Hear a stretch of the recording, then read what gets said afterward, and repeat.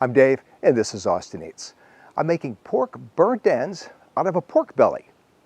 I'm going to take the pork belly and cut it into 1-inch cubes, season it well with some wonderful dry rub, and then put them in the smoker for about 4 hours. Then I'm going to mix them up with some great barbecue sauce, and I'll have a wonderful appetizer. Pork burnt ends taste great, they're easy to make, and they're right here on Austin Eats.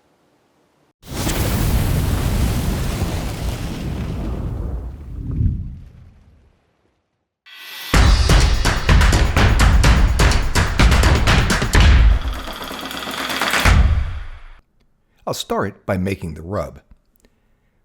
Some brown sugar, kosher salt, paprika, then some chili powder, garlic powder, onion powder, and of course, black pepper. Mix that up well. Make sure there's no clumps in this. That looks pretty good. For the pork belly, you want to make sure that there's no skin on the pork belly. Some butchers sell it skin on, some skin off. This particular pork belly has fat only and no skin. Now I'm going to use half of this for the pork burnt ends and the other half to actually make some bacon.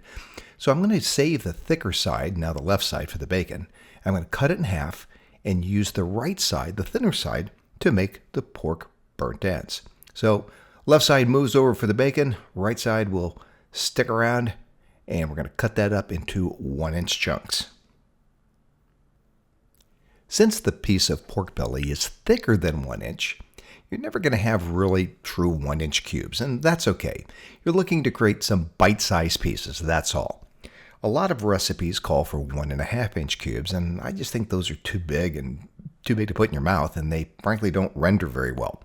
I like to have smaller cubes that gives me more surface area to get all that great dry rub on.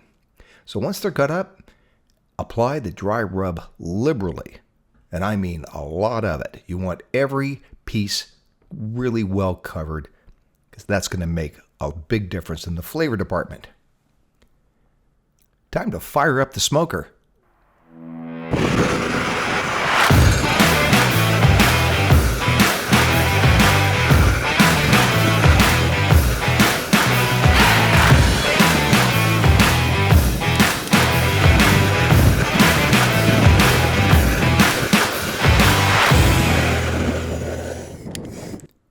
I always light my smoker using charcoal and then add wood once the coals are going.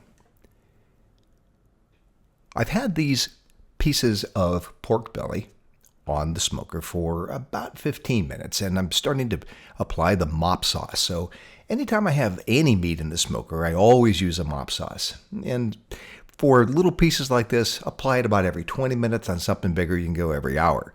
The mop sauce just adds a lot of flavor and keeps them from drying out.